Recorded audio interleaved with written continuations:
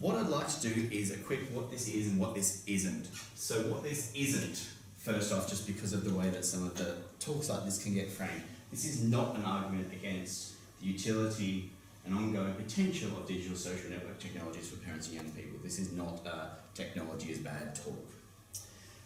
Nor is it a refutation of tracking in specific, bounded, clearly defined instances. So this is not all tracking equals bad. This is an argument rather for taking children's rights, including privacy, seriously from birth. It's also an argument that presents a warning about some of the ways that tech startups in particular and the social media platforms extract, aggregate and commercially exploit big data, especially in relation to babies and infants. So that's what it is, what it isn't. So it is specifically and carefully bounded. And it actually begins with an anecdote from yesterday. So yesterday, this tweet, what a weird way to find out you're expecting. Amazon accidentally sent out to tens of thousands of people notification that someone had purchased from their baby gift registry a gift that they were about to receive.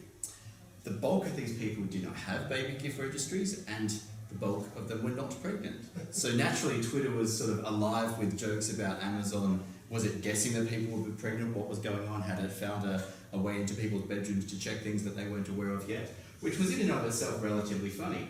But it also brought forth a conversation that has been going for a long time.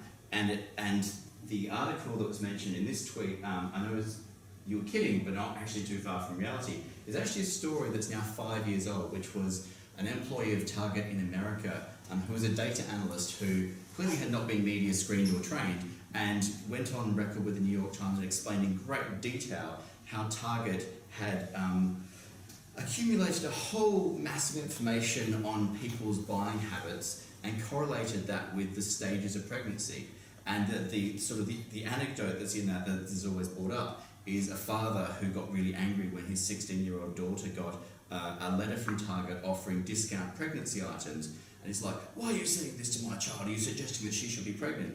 And then 2 weeks later, when the manager followed up, the father was sheepish, like, "Oh, actually, things have been happening under my roof that I didn't know about."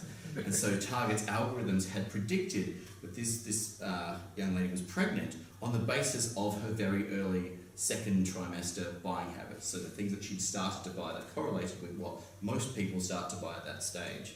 So the idea of tracking motherhood, pregnancy, infancy, obviously has a long history that predates the digital, but its predictive nature here is also something that's kind of interesting and worth thinking about. But it is worth acknowledging that even that story is now 5 years old, so this is not new, but the way that it's being used today in particular I want to draw attention to. So that was the article that was actually spared that conversation. But what do I want to do today then? So I'm going to spend maybe 5 to 10 minutes setting the scene, so looking at the way that, so I'm going to do this whole swiveling thing where I sort of look at my slides because I didn't realise I couldn't see a screen, and then I printed my slides but they're really small, and I can't really read that. So I'm going to set the scene as to how the online context is changing, especially in relation to identity and in relation to surveillance, and the way that those practices have fairly radically changed in the last 5 to 10 years. Then the bulk of the time I'm going to spend documenting what I would call 2 instances of intimate surveillance. So this is ultrasound sharing and infant wearables, and sort of doing a deep dive at how these are being shared and situated across the internet, what sort of data is being generated, what happens to that data, and why that's a conversation that we aren't having right now that we probably should be. And then at the end, I'm going to sort of try and suggest fairly quickly one model of thinking that might move us beyond the sort of extreme focus on buyer beware and sort of individual agency that frames how these devices are both sold and situated in popular discourse. So that's where we're going.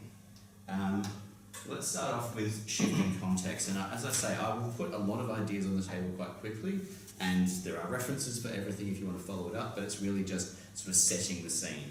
So identity has changed a lot in the last 10 years. The internet and the web, when it first emerged, was relatively forgiving in so much as you could use pseudonyms, you could use fake names, you could Famously, there was that idea that you could experiment with identity radically, which may or may not have been true, but the idea was that you didn't have persistent identities unless you chose to. Whereas in the last 5 to 10 years, really the last 5 years, there's been a real push to what we call the real name web. So the idea that Google, Facebook, the big corporations want you using a single identity tied to a single name, tied ideally to a single credit history that can be all mushed together, and on the basis of that, profiles and advertising and decisions can be made.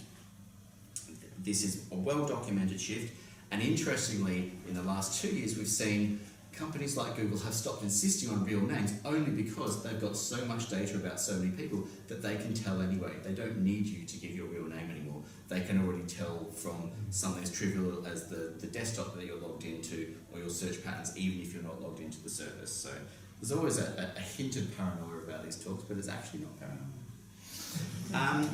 One useful model for thinking about identity is the idea of the network self. And this emphasises the idea that identity traces online are persistent. So once you share